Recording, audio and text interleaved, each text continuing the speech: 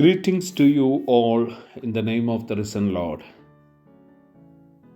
ഇന്നത്തെ ധ്യാനത്തിന് വേർതിരിച്ചിരിക്കുന്ന വേദഭാഗം Saint John chapter 20 verse 1-18 and the theme is finding the eternal teacher. ഈ നോമ്പിൻ്റെ നാളുകൾ ഏറ്റവും അനുഗ്രഹമായി തീരുവാൻ ദൈവം നമ്മളെ സഹായിച്ചതോർത്ത് സ്തുതിക്കുന്നു. ഇന്നത്തെ ചിന്തയ്ക്ക് ആധാരമായി ജോൺ ചാപ്റ്റർ 20 വേഴ്സ് 16.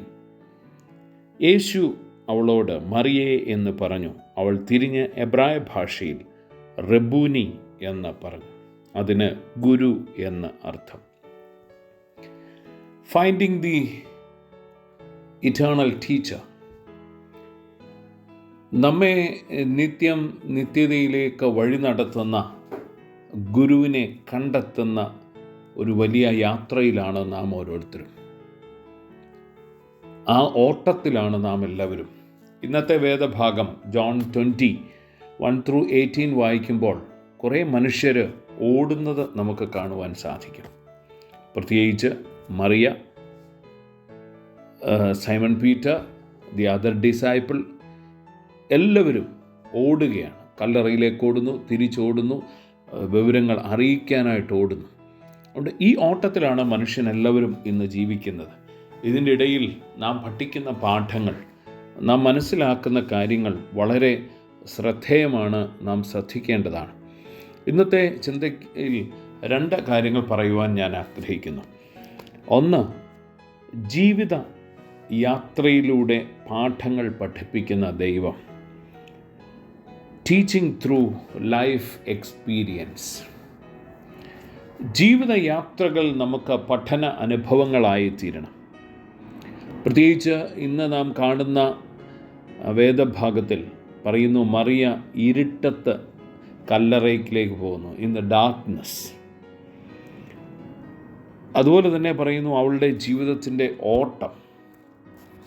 അവൾ കല്ലറയിലേക്ക് പോയി, ശിഷ്യന്മാരുടെ അടുക്കിലേക്ക് ഓടി, വീണ്ടും യേശുവിനെ കണ്ട ശേഷവും ശിഷ്യന്മാരുടെ അടുക്കിലേക്ക് ഓടുന്നതായി കാണുന്നു. അതുകൊണ്ട് പലപ്പോഴും നമുക്കിന്നത് ടെൻഷൻ അല്ലെങ്കിൽ ഇത്രയും ഒരു ടയറിങ് ആയിട്ടുള്ള കഷ്ടതയുടെ അനുഭവം എന്നൊക്കെ നാം പറയും. എന്നാൽ ആ എക്സ്പീരിയൻസ് നമുക്ക് ജീവിതത്തെ കണ്ടെത്തുവാനുള്ള, നമ്മെ തന്നെ മനസ്സിലാക്കുവാനും ദൈവത്തെ മനസ്സിലാക്കുവാനുമുള്ള അനുഭവങ്ങളായി തീരണം.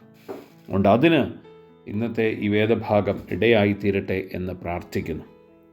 രണ്ടാമത്, ഒരു ശരിയായ തിരിച്ചറിവിലേക്ക് നമ്മെ നയിക്കുന്ന ദൈവം. Guiding towards the realisation. Verse 18 says, മറിയയുടെ ഒരു വിറ്റ്നസിംഗ് ആണ്. I have seen the Lord. ഞാൻ കർത്താവിനെ കണ്ടു എന്നുള്ളത്. ഇതൊരു വലിയ പ്രഖ്യാപനമാണ്. കർത്താവിനെ കാണുകയും തിരിച്ചറിയുകയും ചെയ്യുന്നു. അതുകൊണ്ട് അനേകർ കല്ലറയിലൂടെയൊക്കെ വന്നുപോയി, ശിഷ്യന്മാരും കല്ലറയിലൂടെ വന്നുപോയി. പക്ഷേ കർത്താവിനെ തിരിച്ചറിയുവാൻ സാധിച്ചത് മറിയ. അവനെ ഗുരു എന്ന് വിളിക്കാനായിട്ട്, അവളെ ഈ പഠിപ്പിച്ച കാര്യങ്ങളൊക്കെ ഓർക്കുവാനായിട്ട് അവൾക്ക് ഈ അവസരം ഇടയാകുന്നു. അതുകൊണ്ട് ഈ നോമ്പിൻ്റെ നാളുകൾ, നമ്മൾ യാത്ര ചെയ്തതായിരിക്കുന്ന ഭാഗങ്ങൾ, നമ്മുടെ ജീവിതയാത്രയിലെ പ്രയാസ അനുഭവങ്ങൾ, സന്തോഷ അനുഭവങ്ങൾ, ഇതൊക്കെ നമ്മെ ക്രിസ്തു എന്ന ഗുരുവിനെ കണ്ടെത്തുവാൻ, നമ്മുടെ ജീവിതത്തിൽ പാഠങ്ങൾ പഠിപ്പിക്കുന്ന ക്രിസ്തുവിനെ മനസ്സിലാക്കുവാൻ സഹായിക്കുന്നതായി തീരണം. അതുപോലെ തന്നെ ഈ നോമ്പിൻ്റെ നാളുകൾ ശരിയായ അറിവിലേക്ക്, ഒരു സെൽഫ് റിയലൈസേഷനിലേക്ക് നമ്മെ നയിക്കുന്ന അനുഭവമായി തീരണം. അതിന് ദൈവം നമ്മളെല്ലാവരെയും സഹായിക്കട്ടെ എന്ന് പ്രാർത്ഥിക്കാം. കാരുണ്യവാനായ കർത്താവേ, ഞങ്ങൾക്ക് ഒരുമിച്ച് തന്ന ഈ ദിവസത്തിനായി സ്തോത്രം. കഴിഞ്ഞ 50 നാളുകളിൽ ഞങ്ങളോട് കൂടെ ഇരുന്ന് ഞങ്ങൾക്ക് ഏറ്റവും അനുഗ്രഹകരമായ ദൂതുകളെ നൽകിയതിനായി സ്തോത്രം.